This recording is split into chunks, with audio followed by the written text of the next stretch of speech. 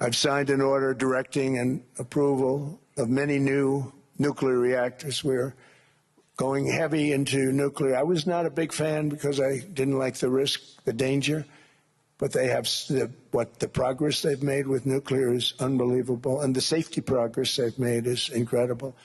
We're very much into the world of nuclear energy, and we can have it now at good prices and very, very safe.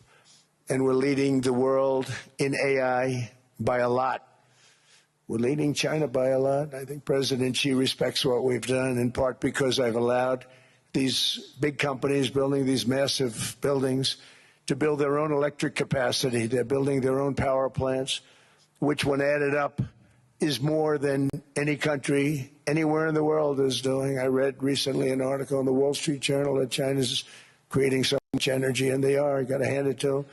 But we're creating as much or more, and we're letting them do that. I'm very proud of it. It was my idea. I said, you can't create this much energy. We needed more than double the energy currently in the country just to take care of the AI plants. And I said, we can't do that. We have an old grid system. And I came up with the idea, you know, you people are brilliant. You have a lot of money. Let's see what you can do. You can build your own electric generating plants. And they looked at me. They didn't believe me. All of the names that are, I think, in the room right now, if you want to know the truth, they didn't believe it.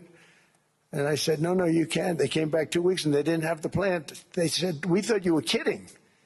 I said, no, not only am I not kidding, you're going to have your approvals within 2 weeks. I always say nuclear will take 3 weeks. But most aren't going that. They're going oil and gas. They're even going coal in some cases. Because of my landslide election victory, the United States avoided the catastrophic energy collapse which befell every European nation that pursued the Green New Scam, perhaps the greatest hoax in history. The Green New Scam, windmills all over the place, destroy your land, destroy your land. Every time that goes around, you lose $1,000. You're supposed to make money with energy, not lose money. Here in Europe, we've seen the fate that the radical left tried to impose on America. They tried very hard. Germany now generates 22% less electricity than it did in 2017. And it's not the current chancellor's fault. He's solving the problem. He's going to do a great job. But what they did before he got there, I guess that's why he got there. And electricity prices are 64% higher. The United Kingdom produces just 1/3 of the total energy from all sources that it did in 1999. Think of that, 1/3. And they're sitting on top of the North Sea, one of the greatest reserves anywhere in the world, but they don't use it. And that's one reason why their energy has reached catastrophically low levels with equally high prices. High prices, very low levels. Think of that, 1/3. And you're sitting on top of the North Sea, and they like to say, well, you know, that's depleted. It's not depleted. It's got 500 years. They haven't even found the oil. The North Sea is incredible. They don't let anybody drill. Environmentally, they don't let them drill. They make it impossible for the oil companies to go. They take 92% of the revenues. So the oil companies say, we can't do it. They came to see me. Is there anything you can do? I want Europe to do great. I want UK to do great. They're sitting on one of the greatest energy sources in the world, and they don't use it. In fact, their electricity prices have soared 139%. There are windmills all over Europe. There are windmills all over the place, and they are losers. One thing I've noticed is that the more windmills a country has, the more money that country loses and the worse that country is doing. China makes almost all of the windmills, and yet I haven't been able to find any wind farms in China. Did you ever think of that? It's a good way of looking at it. They're smart. China's very smart. They make them, they sell them for a fortune. They sell them to the stupid people that buy them, but they don't use them themselves. They put up a couple of big wind farms, but they don't use them. They just put them up to show people what they could look like. They don't spin. They don't do anything. They use a thing called coal mostly. But China goes with the coal. They go with oil and gas. They're starting to look at nuclear a little bit. And they're doing just fine. They make a fortune selling the windmills, though. And I think really that's one that they wouldn't be surprised if it stopped. They are shocked that it continues to go. They're very friendly with me. They're shocked that people continue to buy those damn things. They killed the birds. They ruin your landscapes. Other than that, I think they're fabulous, by the way.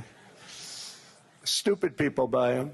The consequences of such destructive policies have been stark, including lower economic growth, lower standards of living, lower birth rates, more socially disruptive migration, more vulnerability to hostile foreign adversaries, and much, much smaller militaries. The United States cares greatly about the people of Europe. We really do. I mean, look, I am derived from Europe. Scotland and Germany, 100% Scotland, my mother, 100% German, my father. And we believe deeply in the bonds we share with Europe as a civilization. I want to see it do great. That's why issues like energy, trade, immigration, and economic growth must be central concerns to anyone who wants to see a strong and united West, because Europe and those countries have to do their thing. They have to get out of the culture that they've created over the last 10 years. It's horrible what they're doing to themselves. They're destroying themselves. These beautiful, beautiful places. We want strong allies, not seriously weakened ones. We want Europe to be strong. Ultimately, these are matters of national security, and perhaps no current issue makes the situation more clear than what's currently going on with Greenland. Would you like me to say a few words of Greenland? I was going to leave it out of the speech, but I think I would have been reviewed very negatively. I have tremendous respect for both the people of Greenland and the people of Denmark, tremendous respect.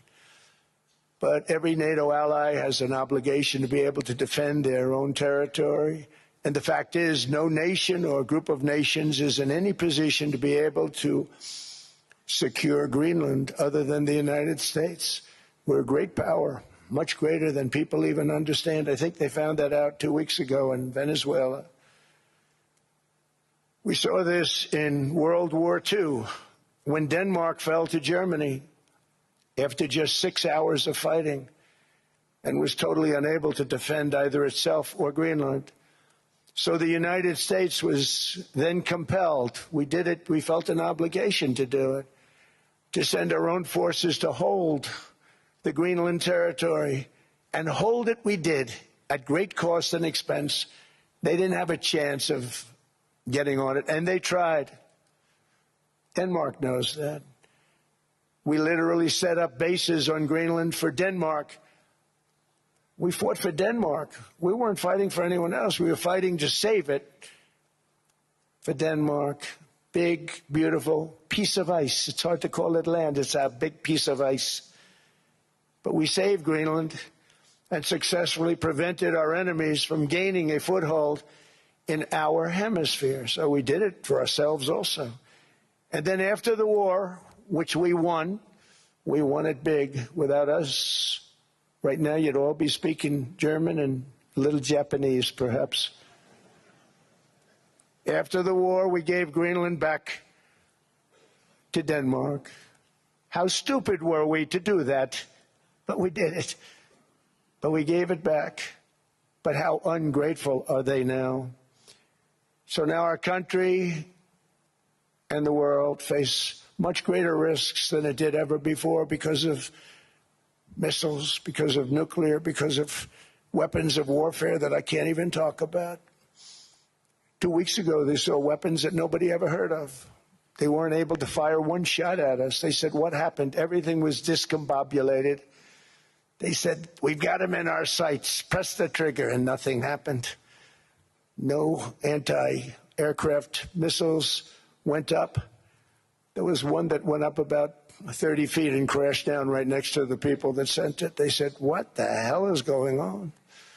Those defensive systems were made by Russia and by China.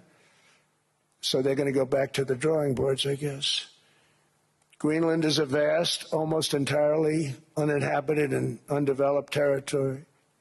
It's sitting undefended in a key strategic location between the United States, Russia, and China. That's exactly where it is, right smack in the middle.